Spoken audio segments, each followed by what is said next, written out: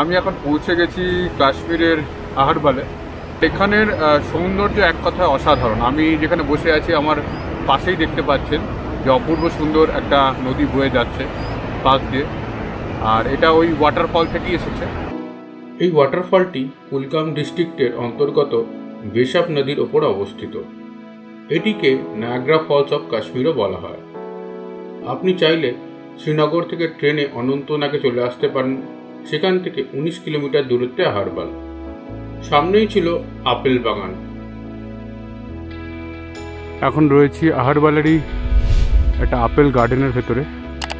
গাছে ভর্তি আপেল ধরেছে। এখন সিজন নয়, আগস্টের শেষে সেপ্টেম্বরের প্রথম দিকে আপেল হয়ে যাবে। পথে ঘুরতে ঘুরতে চোখে পড়ল গ্রামের পাহাড়ের কোলে ক্রিকেট খেলা চলছে। সন্ধ্যের আগে গরু বাছুর সাথে নিয়ে নিজেদের বাসায় ফিরে আসছেন গ্রামবাসীরা। বিকালে চা খেতে আমরা পৌঁছে গেলাম স্থানীয় একটি দোকানে। চা পড়ল 20 টাকা করে।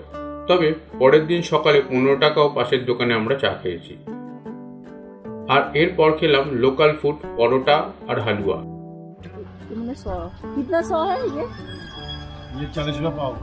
40 রুপয়ে পাও। আমরা 50 টাকা নিয়ে নিলাম।